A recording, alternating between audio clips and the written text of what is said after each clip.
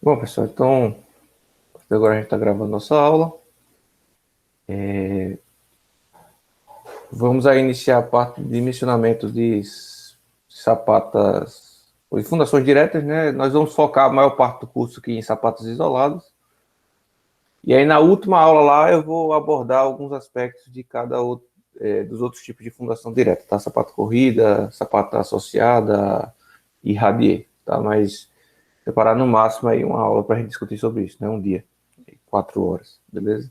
E aí isso aí seria só depois da gente voltar do recesso, tá? Então vamos tentar aqui finalizar a parte, pelo menos a maior parte no dimensionamento de sapatos isolados. Então eu vou estar utilizando aqui esse Jamboard do Google, onde eu tentei utilizar o da Microsoft, o Whiteboard, e a minha mesa digitalizadora está com alguma incompatibilidade com essa última atualização do Windows, que ele está travando o computador. Na verdade, não é travando o computador, a tela fica preta e fica funcionando tudo, só que a tela fica preta e não volta nem a pau. Aí, bom, eu atualizei os drives aqui do meu computador, da mesa também digitalizadora, e vou utilizar esse agora para ver se funciona, né? Se não trava. Se travar, eu reinicio o computador, a gente recomeça, tá? A gente vê o que é que faz. Ah, então, ah, a gente vai estar trabalhando aqui, tá? Nosso objetivo aqui vai ser iniciar a parte de sapatas, dimensionamento de sapatas isoladas, tá? E o dimensionamento dessa sapata isolada, a gente só vai focar no aspecto geotécnico, tá? A gente só focar, porque a disciplina toda gira no. Isso não é muito legal, não, a sensibilidade desse aplicativo, mas vamos lá. Aspecto geotécnico. Não é legal aqui. O OneNote é bem melhor. Vou fazer no OneNote mesmo, tá, pessoal? Deixa eu ver aqui o OneNote.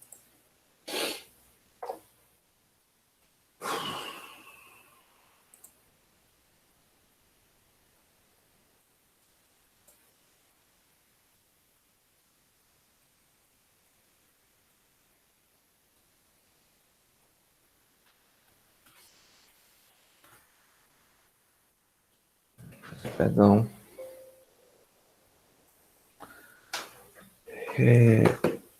Bom, então eu vou aqui no Note. Então vamos trabalhar aqui com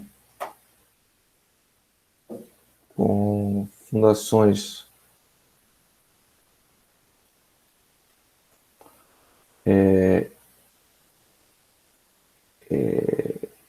diretas, né, que a gente chamou.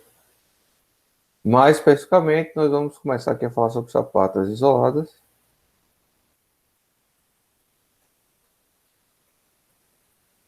Tá? E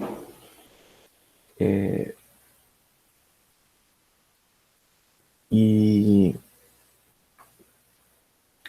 o que acontece é que nós vamos ainda simplificar ainda mais, tá? A maior parte do curso nós vamos estar trabalhando com sapatas isoladas retangulares. Tá? Eu vou comentar alguma coisa aqui de sapato circular, mas retangulares corresponde aí a 99% do que vocês vão utilizar na vida de vocês, tá? Mas nada impede de ter uma sapata em L ou qualquer coisa do tipo. Eu, particularmente, nunca usei, nunca trabalhei com isso, tá? Mas pode haver, tá? Nada impede, a princípio.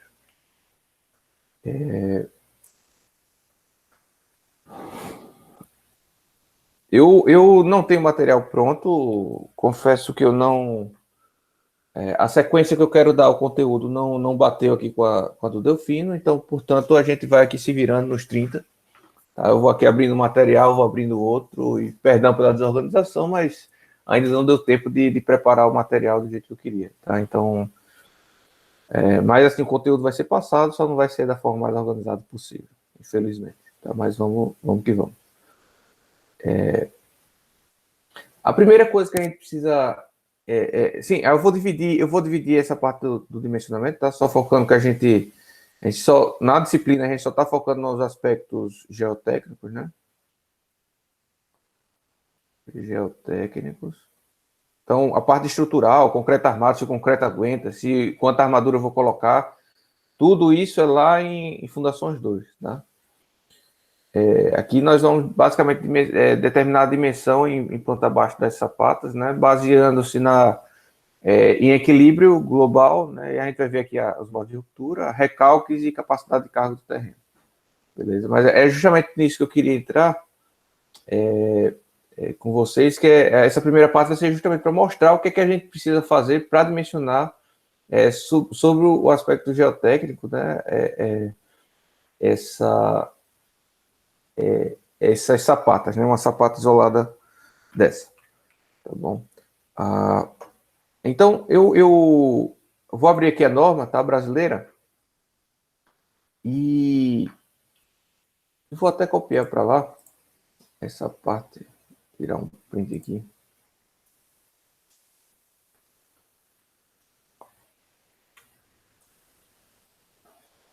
Colocar aqui, ó, assim, ó. Tá? Modos de falha, né? O que é que a gente tem que se preocupar quando a gente dimensiona uma fundação, tá? Isso aqui vai ser pela NBR, tá? Então, vocês... Já coloquei lá na parte também, vocês dão uma olhada. 6122, eu acho. Deixa eu só checar. 6122. Tá, essa já é mais atual, a mais atual é de 2019. Tá? Isso aqui é para ruptura, tá? Ou seja, estado limite último. Apesar de que aqui no curso, tá? Eu confesso que eu não domino ainda estados limites para fundações. Então, portanto, eu tenho que estudar ainda essa parte. Tá? Ainda hoje o mercado utiliza muito o método de tensões admissíveis para fundações e eu sou um deles, tá? Apesar de que o ideal é a gente evoluir. E com certeza que o próximo semestre eu já vou estar melhor situado aí nesse aspecto de estados limites, tá? Mas aqui no curso a gente vai focar em tensões admissíveis, tá bom? Que a norma também trabalha com esse método, tá? A norma não excluiu a possibilidade de trabalhar com esse método, trabalha também com esse método ainda. Mas aqui a gente está trabalhando, aqui são as possibilidades, o que a gente tem que verificar, né, como possibilidade de falha em termos de ruína, tá? E temos aqui também, só um minutinho, a parte de estado limite de serviço, que é importante também, do mesmo jeito, tá? Que seria essa daqui. Então já vou colocar tudo de um jeito só, tá? Que é tudo de extrema importância, tá, pessoal? Então aqui a gente tem os modos de falha em termos de ruptura, que seria estado limite último. Eu não sei se... acredito que vocês estão pagando aí concreto ou já pagaram algumas estruturas, eu não sei, mas também vocês não vão ser penalizados se vocês não souberem o que é estado limite. A única coisa que vocês precisam entender é que aqui, nessa parte de cima, a gente está correlacionando aspectos de ruptura mesmo, tá, pessoal? Assim, cair, romper, uma coisa romper, né? Se separar, o material se degradar, cair alguma coisa, tá? Em termos de ruptura aqui. Estado limite de serviço, na verdade, não há uma ruptura, há, na verdade, alguma situação incômoda, tá? Uma situação que prejudique a utilização daquela edificação ou daquele objeto, né, em estudo, beleza? E por isso que a gente separa nesses dois aspectos. Tá? Um é em aspecto de ruína mesmo, a situação vai ficar inutilizável, não é seguro, já caiu, não dá mais para usar. A outra assim, dá para usar, mas com um certo incômodo, tá? E não dá para usar adequadamente, né? Beleza? Então, é essa a ideia. Então, a NBR, tá? Esse trabalho aqui, tá? Com esses modos de falha, tá? juntos, tá? Ele não separa por tipo de fundações. Então, aqui ele está trabalhando tanto com fundações diretas quanto profundas, beleza? Quanto profundas. Então, alguns desses não vai se aplicar agora inicialmente, tá? Alguns desses tópicos, a gente vai comentar um por um, não vai se aplicar de imediato. Alguém queria falar alguma coisa que abriu o microfone ou foi só um... O senhor falou que colocou a NBR. O senhor colocou onde? Na pasta do Google Drive, e o link está lá no Classroom, tá? Certo. Talvez não tenha atualizado ainda, eu peço perdão, porque o meu computador está assim agora, eu não sei o que, a última atualização do Windows bugou tudo aqui. Deixa eu só abrir aqui, porque ele vai atualizando automaticamente. Se eu não abrir agora, ele não atualiza. Tá um saco isso. Agora vai começar a atualizar. Assim. Vai estar lá, ó. Começou, tá? Então vai, daqui a pouco tá lá. Espero que não danifique aqui a nossa transmissão da aula ao vivo. Vamos lá. Então, vamos comentar sobre cada um desses, tá? E depois vocês vão ver que a gente não vai trabalhar com todos, a gente vai limitar aqui, mas basicamente a gente precisa delimitar o que a gente está trabalhando no curso, né? Então, a norma, o primeiro tópico que fala aqui de possibilidade de ruptura seria a perda de estabilidade global, tá? Quando ele fala perda de estabilidade, tá? Ele está se referindo em perda de estabilidade ou da fundação em si, tá? Da fundação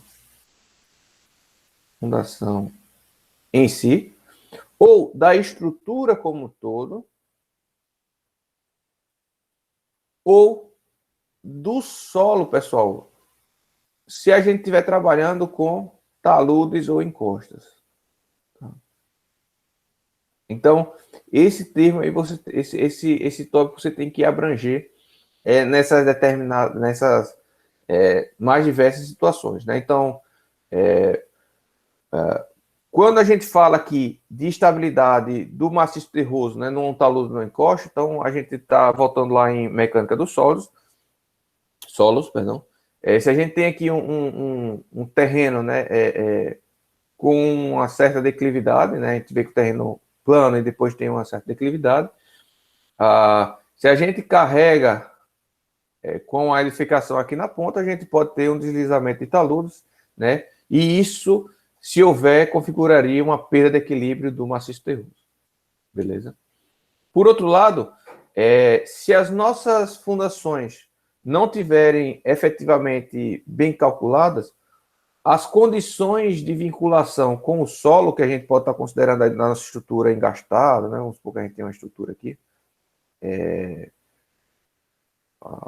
a gente está considerando engastada, apoiada, ou qualquer coisa do tipo, tá? E, na verdade, a nossa fundação não consegue se aproximar dessa nossa simulação, pode acontecer da nossa estrutura simplesmente tombar, né?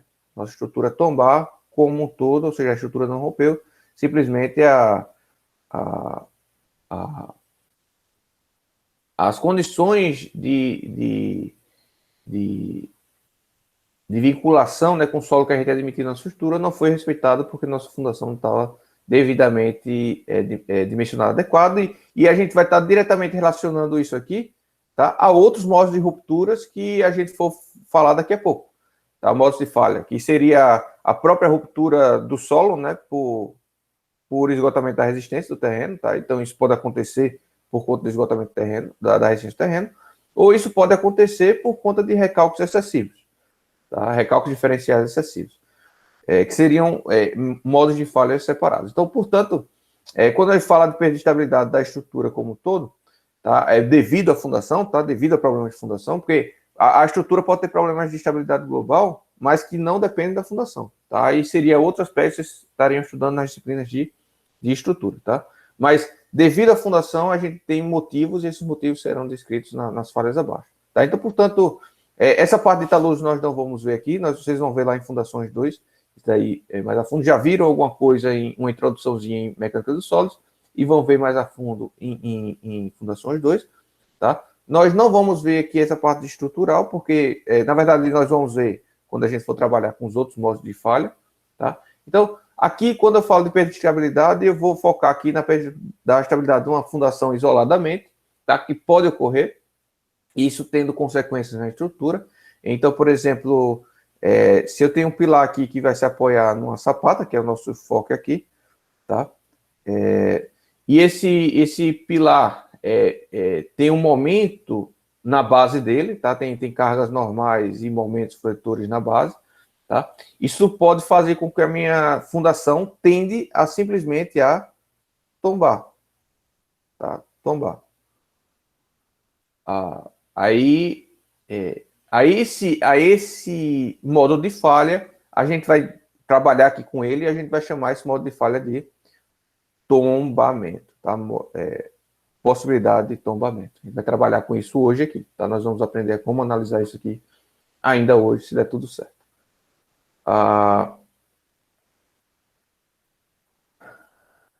Alguns, e já vou comentar. Eu vou, na verdade, eu vou descrever isso aqui, depois a gente falar mais adequadamente. Vocês conseguem visualizar, pessoal, isso aqui acontecendo, isso aqui, o porquê disso aqui está acontecendo, né?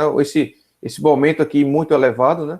Pode simplesmente fazer com que a minha fundação rotacione em relação a um determinado ponto, né? Já que o solo não tem uma cola, né? Você não cola o solo à fundação, né? A base da sapata. Então, ela pode estar simplesmente girando aí, rotacionando e perdendo o equilíbrio. Consegue visualizar, pessoal? Isso aí? Sim. Então, essa é a primeira verificação que a gente vai fazer, tá? Verificação de tombamento. Então, a base da nossa sapata precisa ser grande o suficiente para evitar o tombamento. Tá? Se a gente tem uma determinada carga chegando da estrutura, então a gente vai assumir que esse é um valor já dado para a gente, os carregamentos da nossa estrutura, os carregamentos na base dos pilares. Então, o que a gente precisa fazer é garantir que, com essa configuração de carregamentos, a nossa sapata não tombe. Tá?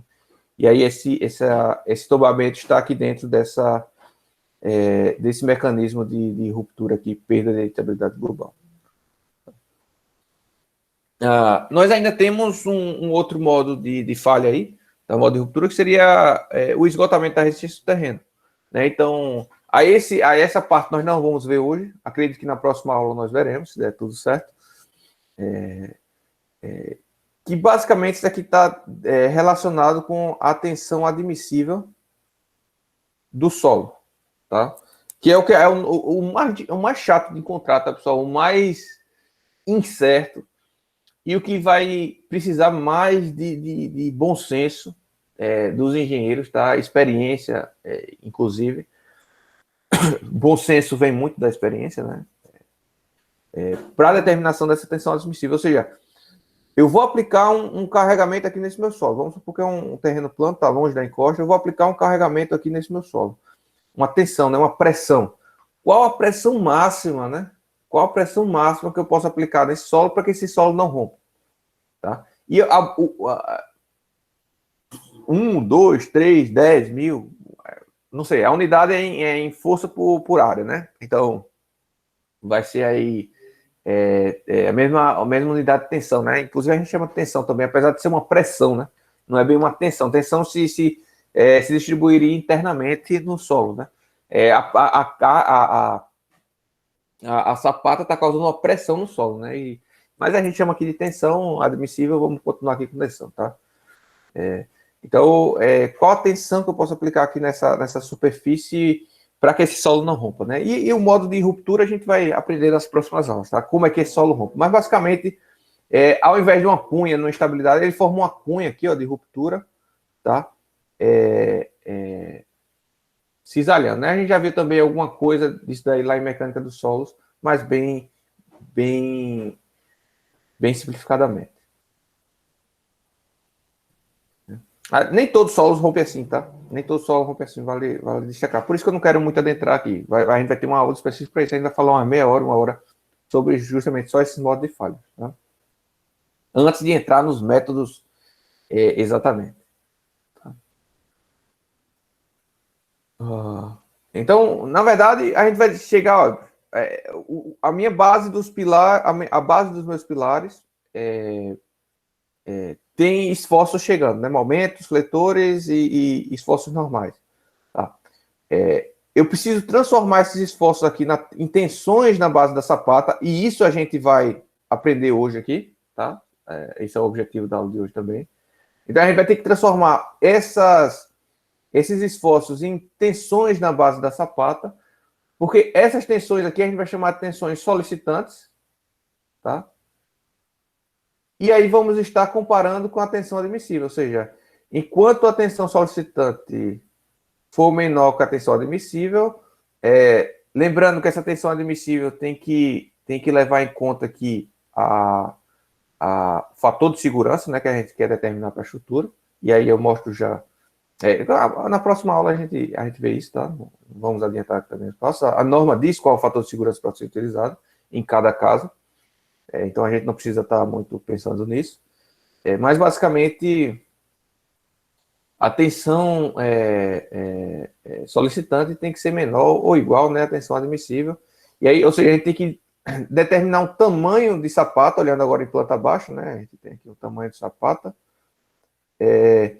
Em que a gente tem aqui o B e o L, né? Vamos chamar assim. B é sempre a menor dimensão e L é sempre a maior. Tá?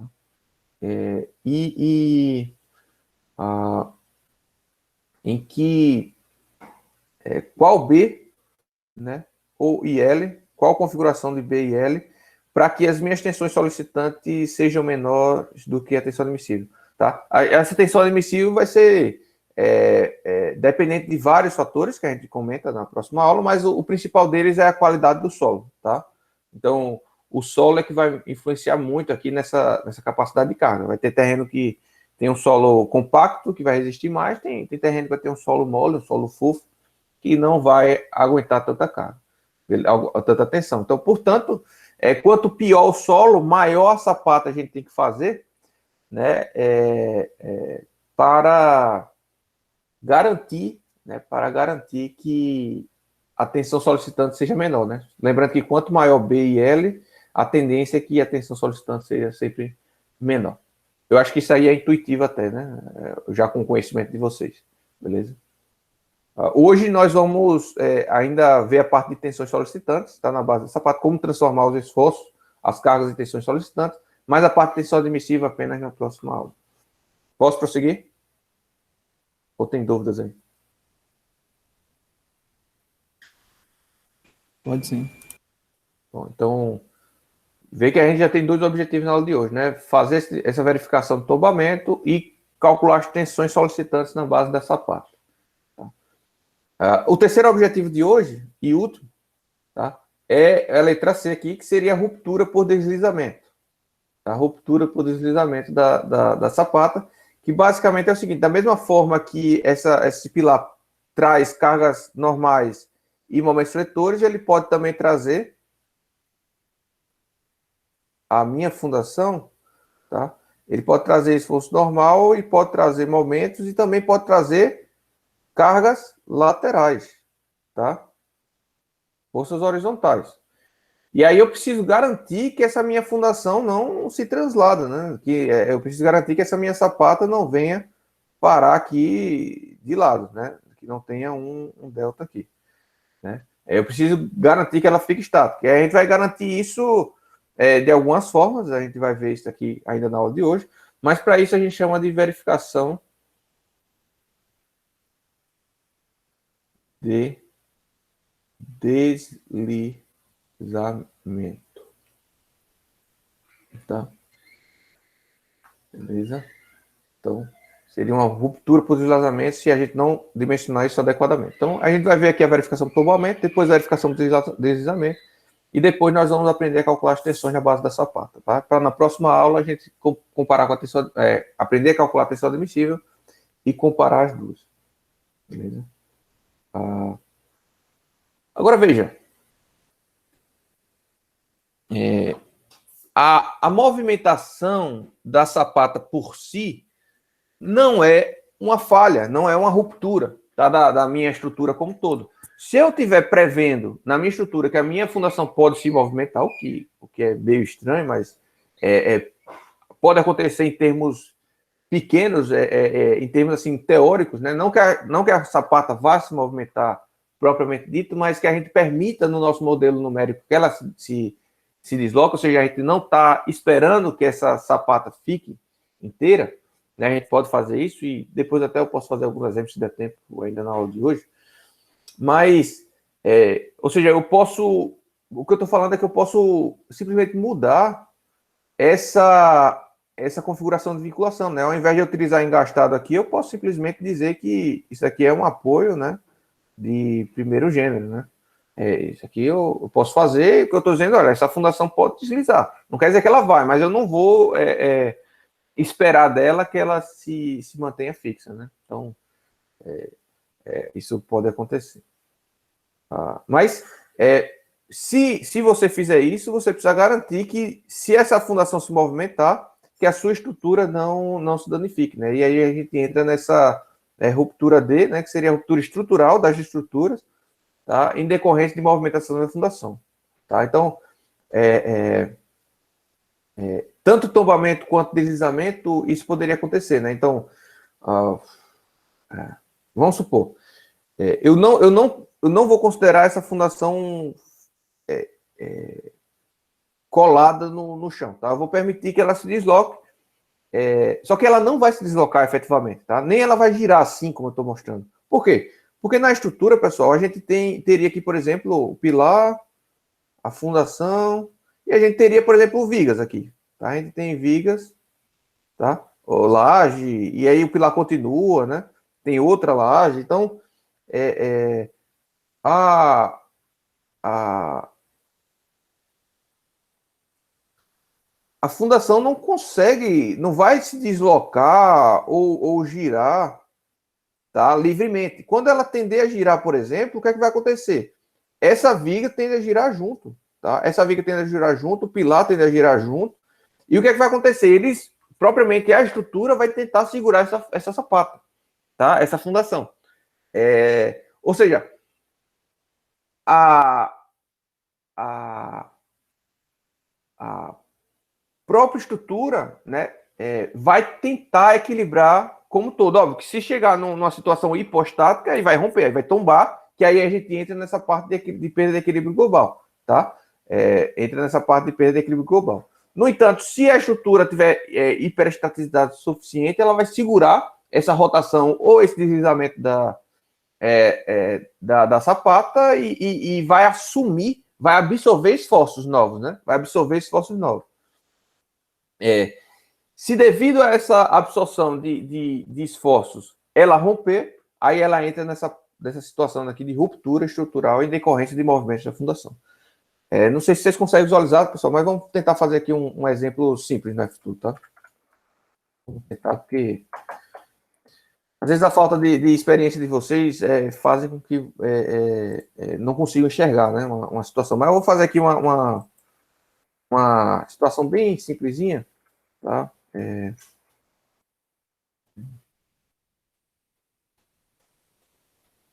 Deixa eu ver aqui. Eu espero que dê certo, né?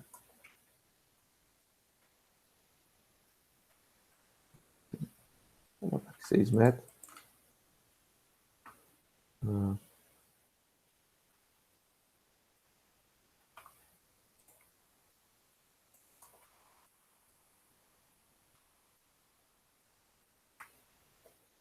Vamos supor um pórticozinho desse. Eu vou colocar mais uma barra, na verdade, aqui. Vou botar um quadro. Eu vou colocar mais para baixo aqui também. Vou colocar aqui menos meio metro. Deu erro aí.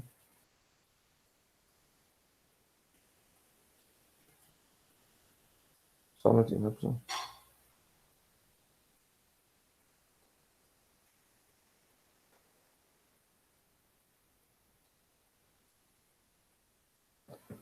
Ó.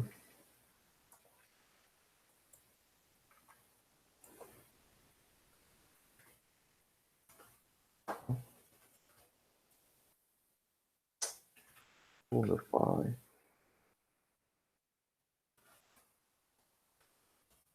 0 menos 0,5. menos 0,5. Vamos supor que eu tenho uma situação dessa, né? Aqui é uma viga baldrame, vamos supor, aqui é a viga da coberta lá, e esse aqui são os meus pilares, tá? Vamos... se eu supor que isso aqui está engastado, tá? Vamos ver o que acontece aqui. Eu vou carregar aqui. Eu vou carregar isso aqui. Vou botar aqui um valor, sei lá, menos... Eu vou colocar, sei lá, menos 20. E vou fazer também um carregamento lateral, supondo o vento.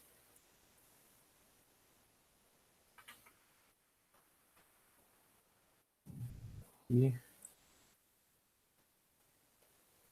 Só supondo aqui alguma coisa, tá? Então, veja, obviamente que eu tenho que botar a seção, né?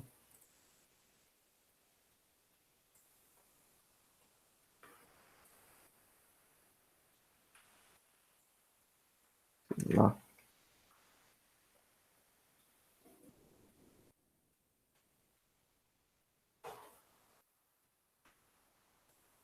Foi uma dimensão qualquer. Obviamente que, como eu coloquei aqui engastado, não espero que nesse nó haja nenhuma movimentação, né? E a gente pode até checar isso aqui com...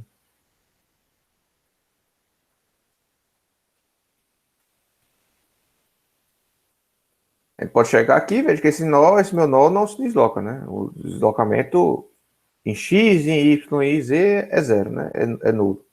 Tá? Agora, obviamente, para que o deslocamento seja zero, é porque está surgindo reações aqui, né? Então, eu tenho forças horizontais de reação, né? Tenho momentos fletores e tenho esforços normais. Como eu estou trabalhando aqui no plano, então só vou ter uma força horizontal e um momento fletor, mas poderia ser dois momentos fletores e duas forças horizontais se eu estivesse trabalhando no espaço, né? No espaço 3D.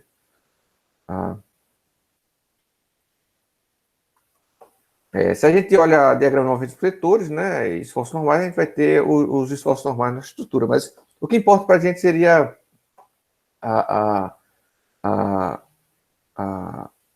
nossa fundação aqui, né? Mas vocês têm que entender que por exemplo, se o meu modelo estrutural está considerando isso, né, mas a minha fundação não consegue restringir o deslocamento a zero, tá?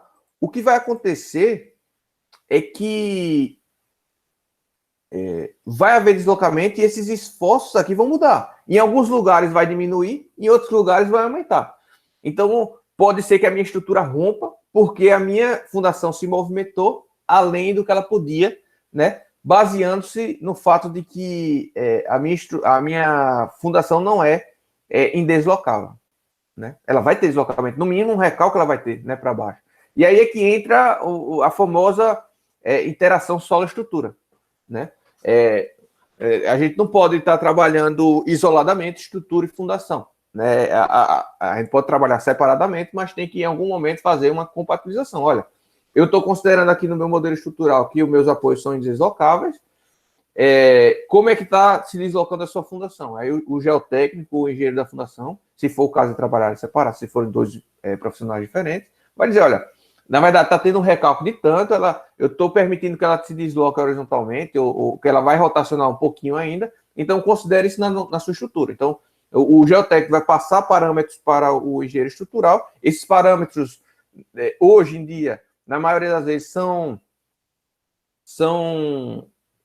parâmetros elásticos ainda, então, portanto, eu substituiria esse engaste aqui, por exemplo, tá?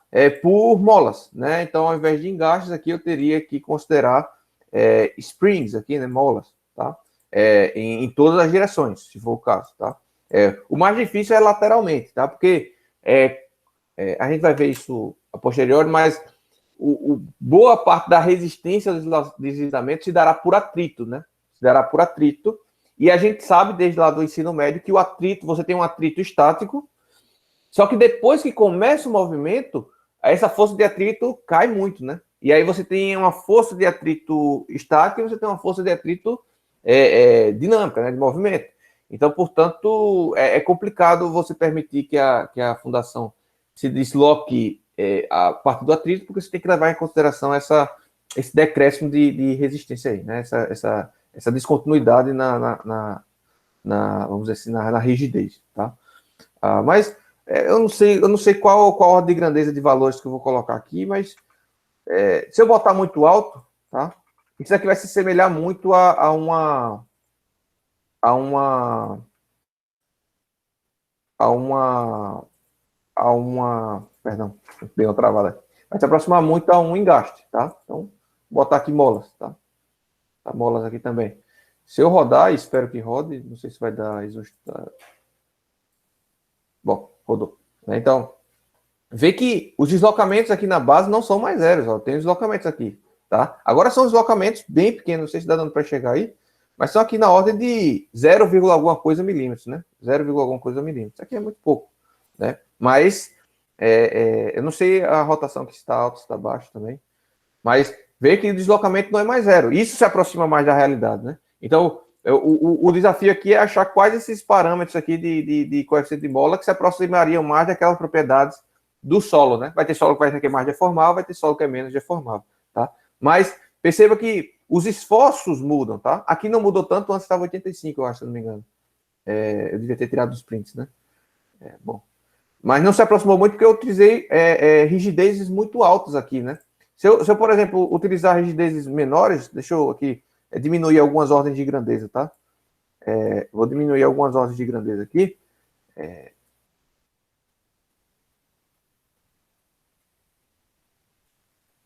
Então, antes estava 10 elevado a quinta, eu diminui para 10 elevado a 2. Os meus deslocamentos, obviamente, vão se tornar maiores, né? Já que eu estou diminuindo a rigidez da mola. E olha como a minha estrutura se desloca agora. Ela nem se deforma, pessoal. Os esforços mudaram completamente. Antes estava 80 e pouco, né? Agora foi para 70 e pouco, tá? Na verdade, ela está se deformando, mas o deslocamento aqui na base é tão grande, né? A gente está falando aqui na ordem de grandeza de metro já, né? De meio metro. 50, não. De 500 milímetros. 50 centímetros, né? Isso, exato. 50 centímetros aqui, tá? De deslocamento na horizontal aqui. Então, portanto, a deformação da estrutura é irrisória perante esse deslocamento e por isso que parece que está retinho, né? Mas a minha estrutura está se deformando. Deixa eu ver se eu aumentando aqui. Ó, não sei se você está vendo que está com a linha meio torta aqui, né? Indicando que efetivamente a minha estrutura está se deformando, mas é tão menos do que esse deslocamento que não aparece aqui na minha escala. Tá? Mas a gente vê que os esforços mudam, né? Os esforços mudam completamente. Tá? Então, portanto, é disso que trata esse item da norma. Vocês conseguiram compreender a ideia, pessoal? Eu não quero que vocês aprendam a calcular isso agora, tá? No momento, só quero que vocês entendam a ideia. Devido a movimentos na fundação que não tenham sido considerados propriamente, corretamente na estrutura, tá? Pode acontecer falhas nos elementos estruturais, porque vão ter alterações nos esforços internos. Beleza, pessoal? Isso aí está diretamente relacionado a um termozinho que foi bem famoso há uns 2 anos atrás, foi a frase do ano, foi o termo do ano, né? Para engenharia estrutural, que era a iteração solo-estrutura. Beleza? Com a consideração da iteração solo-estrutura. Consegue visualizar, pessoal, agora bem? Ó, ruptura estrutural, ou seja, de um elemento estrutural, em decorrência de movimentos da fundação. Fica claro aí, pessoal, o que é que quer dizer esse item para vocês? Ficou claro. Bom, os outros aqui, tá diretamente relacionado a mais com na verdade, esse último aqui ainda tá. Vou pular para esse último e depois a gente volta para esses dois aqui, tá? O último aqui está falando de ruptura estrutural, tá? Ou seja, o concreto, a fundação rompeu. Por flexão, porque faltou armadura dentro da fundação, o concreto não foi suficiente. Então, isso daí, pessoal, já falei para vocês vão ver lá em Fundações 2, né? Fundações 2. Então, a gente precisa garantir que se o solo resistir, que a fundação não rompa, né? Que a estrutura da fundação não rompa. Isso aí vocês vão aprender no semestre que vem. Se der tudo certo, né? Se passarem. Espero que passe, né? Que todo mundo aqui aprenda e consiga seguir aí. Essa parte aí é ruim, professor. Ah, aí,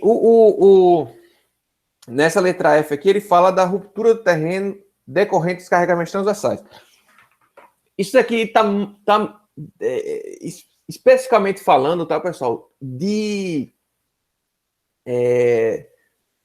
estacas, tá? Para caso de estacas, se você carregar horizontalmente estacas, que essa estaca não rompa o terreno, tá? Essa é a intenção desse item. Mas isso pode acontecer em alguns casos, e em sapatos também, em fundações rasas, se vocês considerarem o que a gente chama de empuxo passivo, né? Então veja que termos aprendidos lá em mecânica dos solos, né? Então a gente tem um empuxo ativo, que é quando o solo está empurrando a nossa estrutura, e a gente tem o empuxo passivo, que é quando a estrutura está empurrando o solo, né? Porque a gente iria ver isso mais melhor na parte de deslizamento em si, mas já adiantando, veja, se eu tenho aqui uma contenção, tá? Essa contenção está apoiada numa sapata corrida, tá? Direta, vamos dizer. E contendo o quê? Está contendo solo, tá? Isso aqui é solo, tá? E esse solo vai me causar um empuxo ativo, tá? Ou seja, ele vai empurrar essa minha fundação. Só que aqui no lado ajusante, né? Ou seja, depois da contenção, eu tenho aqui o nível do solo aqui, tá? Então, portanto, para esse muro se transladar, né? Para a direita, o que vai acontecer é que essa sapata aqui vai empurrar esse solo aqui, né? Então, portanto, aqui nesse trecho embaixo desse nível vai existir o que a gente chama de empuxo passivo, tá? Esse muro só vai conseguir se deslocar se houver uma ruptura, tá? Desse solo aqui embaixo devido a esse deslocamento. Conseguem visualizar, pessoal? Isso daí? Sim.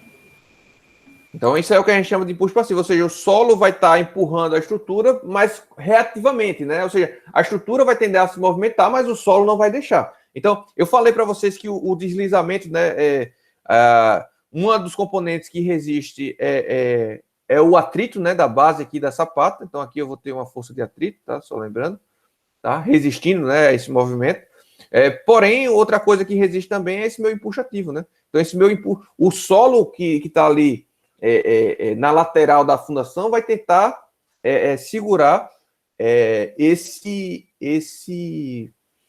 essa fundação, né? Então, se você está considerando o empuxo passivo na hora do equilíbrio global da fundação, que a gente pode fazer ou não, eu não considero usualmente, tá? Porque as minhas fundações geralmente estão muito superficiais e isso daqui é muito pouco. Eu considero isso aqui geralmente vai estar na ordem de grandeza de 1 metro. Eu considero muito pouco para garantir razoavelmente empuxo passivo, né? E outra coisa, pode haver uma escavação durante a vida útil da obra, então eu particularmente não considero, e aí, mas nada proíbe de considerar, tá? Eu não considero geralmente, né? Em alguns casos, em situações específicas, eu posso vir a considerar, tá? Me permitido isso. Mas, se você considera, você precisa garantir que não vai haver ruptura do terreno, ou seja, portanto, não vai haver uma ruptura aqui, ó, dessa cunha, né? Devido a esse empuxo passivo. Tá? Mas, como eu falo que esse item está mais focado para estacas, porque eu, particularmente, não utilizo esse impulso passivo com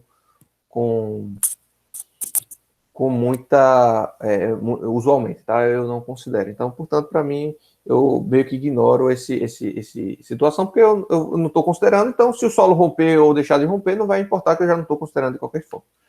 Beleza? Mas se isso for necessário para o equilíbrio que você está fazendo nos seus cálculos, então você precisa garantir que isso aqui não vai romper. Tá? Você vai precisar fazer uma avaliação desse impulso passivo aí, tá? Pela teoria de Rankine, que eu mostrei lá no semestre passado, né, em Mecânica dos Solos, e que vocês vão ver com certeza em Fundações 2 novamente, tá? Essa parte. E a gente tem essa última aqui, E letra E, né, que eu deixei por último, porque isso daqui não se aplica a fundações. Tá? A fundações diretas, a fundações rasas, né? A não ser em um caso muito particular, eu vou falar sobre esse caso particular. Tá? Mas, a princípio, vocês precisam entender que, posteriormente da norma, eu não vou procurar agora para não perder mais tempo, já são 10 horas, e eu queria estar acabando essa parte desse conteúdo nas 10 horas.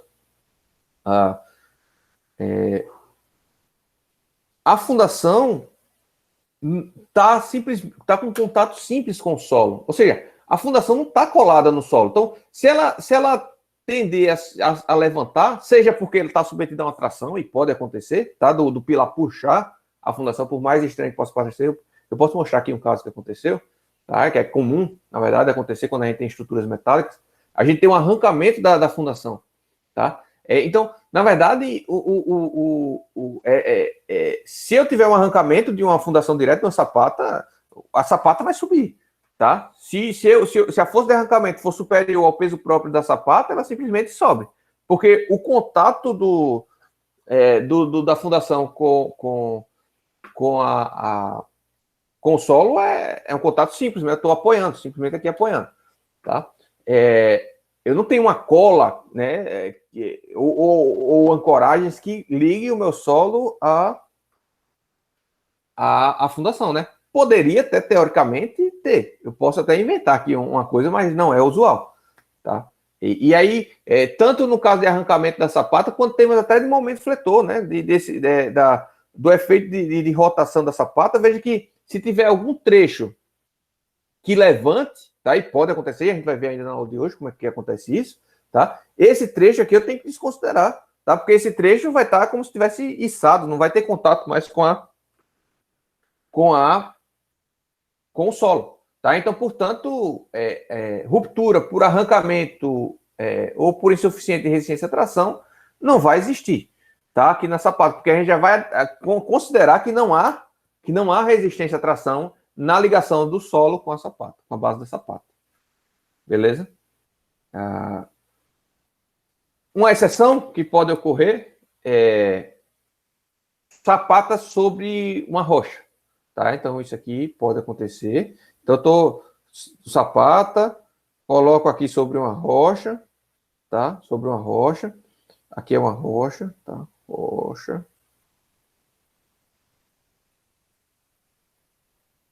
Rocha. E aí, eu posso chegar aqui, como é uma rocha, se essa rocha for íntegra, eu posso chegar aqui e ancorar. Eu posso botar grampos, tá? Colados na rocha, aço mesmo. Eu pego barras de aço, tá? Furo a rocha, coloco uma cola epóxi, uma resina epóxi, né? Um adesivo, tá? Chumbo essa minha ancoragem, essa minha barra, tá? E concreto a sapata em cima. Dessa forma, quando essa sapata... Opa, cadê? Quando essa sapata tender a se deslocar, né? Ela vai transmitir os esforços para as ancoragens e as ancoragens vão transmitir os esforços para a rocha, o que vai impedir a tração, né? Mas isso é um caso muito particular se você tiver uma fundação sobre rocha, né? Beleza? Mas isso é caro, isso é ineficiente, né? É caro e improdutivo, tá? E aí você utiliza desse artifício se não tiver mais jeito, né? Se não tiver mais jeito. Então, eu acho que até comentei com vocês um exemplo aí em Santana, não sei se foi com essa turma. Em Santana, o pessoal estava querendo fazer aí uma santa, uma estátua de uma santa, maior que o Cristo, era o dobro do tamanho do Cristo, pessoal, 60 metros de altura.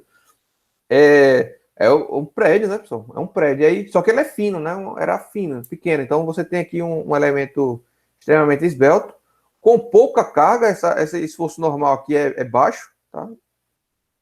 Esforço baixo, muito pouco esforço normal, né? Que é só o peso próprio, praticamente. E eu tenho uma força muito grande de vento, né? Já que é um elemento alto, né? E aí o principal, vou chamar de principal, mas na verdade o modo de falha preponderante aí, nesse caso, seria o tombamento dessa estrutura, né? Seria a tendência de tombamento. E aí a fundação é sobre rocha, é em cima de um monte aí, era não sei onde era exatamente, mas eu me lembro que era em cima de um pico de um monte aí em Santana. Eu não conheço Santana, não sei dizer. Mas A ideia do projetista, que não deu certo, porque o projeto nem foi para frente, na verdade, isso aqui o dinheiro voltou e não conseguiram fazer, mas ele precisaria aqui grampear essa sapata, né, na rocha, porque sem grampear o tamanho da fundação ia ficar muito inviável, né? E aí não ia conseguir garantir a estabilidade global. Então, para resistir a esse tombamento, ele precisaria grampear aqui essa fundação no solo. Consegue visualizar, pessoal? Isso daí que eu estou falando?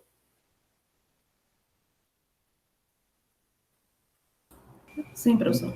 Por outro lado, estaca pode resistir à tração sim, tá? A gente tem resistência à tração em estacas.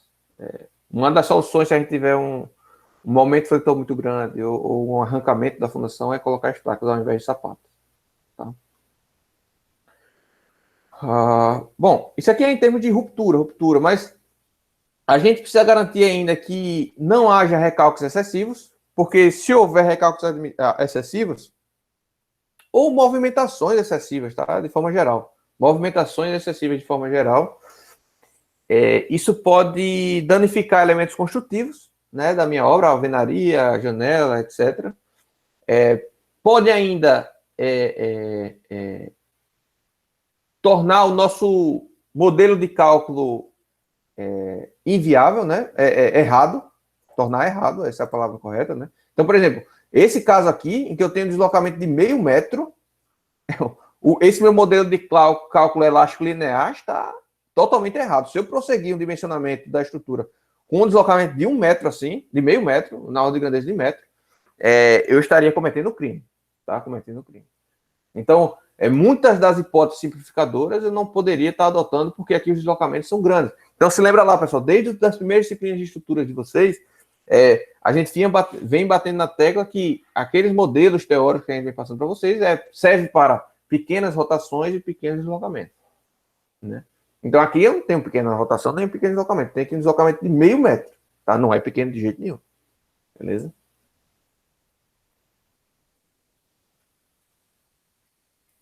Então, eu preciso garantir que esse recalque não seja excessivo. Tá? Então, veja.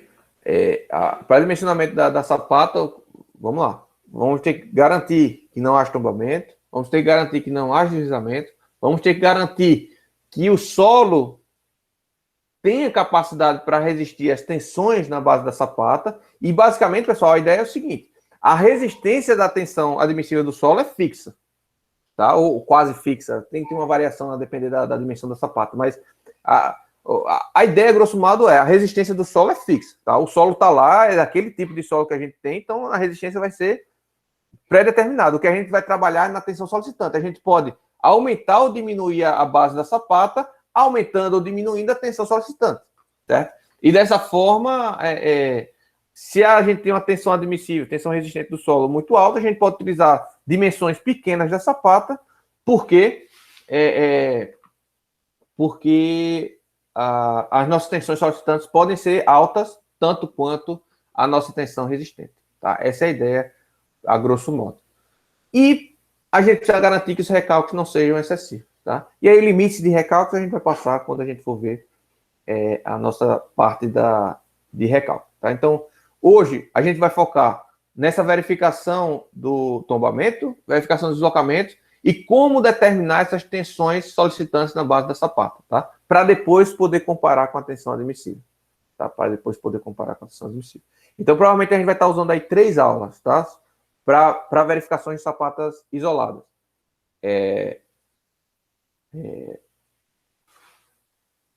Essa primeira aula aqui, que eu já falei o nosso objetivo. A próxima aula, para determinar a capacidade de cargas, as capacidades de cargas do terreno, tá? E os modos de ruptura e tudo mais, né? A teoria por trás.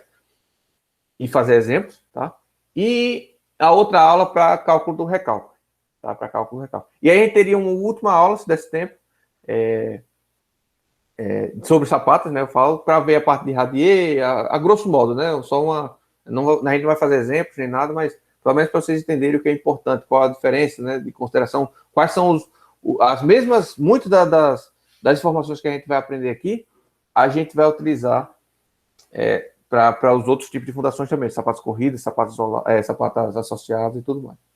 Tá?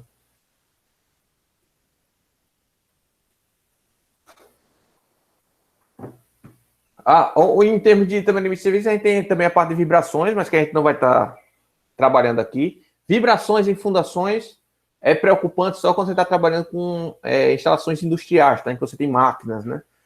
Usualmente não é muito preocupante vibrações, não, tá? Em fundações.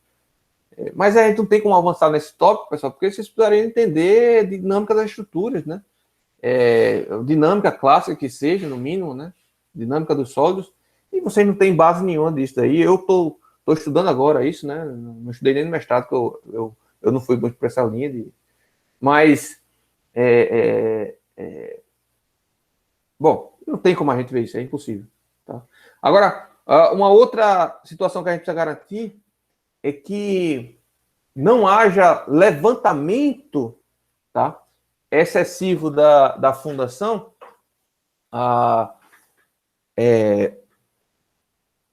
E aí esse levantamento da fundação, né, esquece a carga do pilar. A gente está falando da relação da sapata com o solo, tá? Mas basicamente esse levantamento da fundação, ele pode ocorrer por conta da expansão do solo mesmo, tá? Todo solo se expande, se contrai com relação à umidade, né? Quando ele vai ganhando o perdendo a umidade, sendo que a maioria dos solos essa expansão ou retração é insignificativa, tá? Mas nós temos o que a gente chama de solos expansíveis, tá? Solos expansíveis. E esses solos expansíveis são chamados assim justamente porque a expansão dele, quando em contato com a água, é muito alta, tá? Alta a ponto de levantar a casa, pessoal, tá? Não há limite para o quanto... veja, o solo vai expandir. A força, você pode botar o peso que você quiser em cima, o solo vai expandir, não tem para expandir, não tem para onde expandir, não pode expandir para baixo.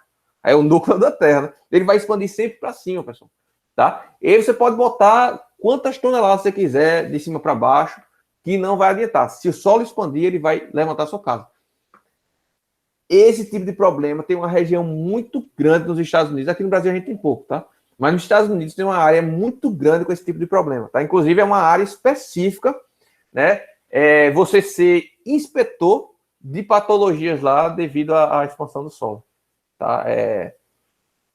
Se você pesquisar por emprego, você vai ver que tem emprego específico para isso, tá? Para detectar se a estrutura, se aquela estrutura está se rompendo por conta de expansão do solo, tá? De solo expansivo. Aqui no Brasil a gente tem poucos daí, tá? Mas esse içamento, tá? Pode ser também por conta de água, né? Se você tiver um lençol freático alto, né? E você tiver impermeabilizada a sua estrutura, por exemplo, se você fizer uma laje de subsolo, tá? O que vai acontecer é que vai haver uma pressão de baixo para cima, tá? A água vai tender a levantar a sua estrutura mesmo. Aí você precisa garantir que não haja esse levantamento, né? Para prédio isso é fácil, porque a carga é muito alta das sapatas, né? Mas você precisa checar. Tem sapatas, tem pilares com cargas baixas. Alguns pilares não estão muito carregados, outros não estão baixo carregados, então pode ser que um determinado pilar sofra, tá? Agora, prédio geralmente a gente utiliza estaca. Então, a estaca também, além do peso próprio da estrutura que vai impedir de levantar, ainda tem a resistência de tração da estaca natural, né? Natural a resistência da estaca. Que é bem menor do que a resistência à compressão, mas existe. Então, eu vou prosseguir, tá? Já está 10h05, já perdi aí o meu prazo. Mas eu queria só mostrar aqui, tá? Eu não vou entrar muito no mérito, mas só queria mostrar para vocês o Eurocode, para você ver como é semelhante, tá? Então a gente tem aqui no Brasil a gente copia muito, né? Coisa do Eurocode e dos Estados Unidos, né? Então é bom sempre a gente ter essa referência, tá? Mas basicamente, perda da estabilidade global, tá? Resistência do solo, tá? E aí esses tipos, bearing, resistance, punching ou squeezing, tudo isso a gente vai aprender, tá? Isso aqui tá tudo relacionado à aula que vem, a próxima aula. Falha por deslizamento, tá? Estrutura, falha combinada, né? Do solo e da estrutura, tá? Do solo e da estrutura. Falha da estrutura devido à movimentação da fundação. Veja que são bem semelhantes, né? Recálculos excessivos, levantamento excessivo da estrutura devido ao inchamento do solo, né? Aqui ele ainda bota a questão de congelamento do solo, que a gente não tem esse problema, por isso que não tem na NBR, tá? e vibrações não aceitáveis. Então, copia e cola, né, pessoal? Copia e cola, tá? Aqui no Brasil, infelizmente, a nossa ciência é muito pouco desenvolvida. O que a gente faz é basicamente correr atrás, né? Meter o pé na bunda e correr atrás do que estão se fazendo fora, tá? Então, ver que é assim em todo mundo, tá? Com algumas pequenas diferenças, como por exemplo a questão do congelamento, né? Mas a grosso modo é bem semelhante. E vocês estão preparados aí para trabalhar, estarão preparados para aprender a trabalhar com isso daí em qualquer parte do mundo, beleza? Então, eu vou dar uma pausa. Essa vai ser a primeira parte da manhã. Nós voltamos daqui a 10 minutos. Eu ia dar 15, mas voltamos daqui a 10 minutos para a gente continuar. Tá? Eu vou cancelar essa gravação, vou parar essa gravação e na volta a gente continua gravando. Pode ser? 10 minutinhos, já vou pegar uma água, ir no banheiro aqui rapidinho. Daqui a pouco a gente volta. Tchau, tchau.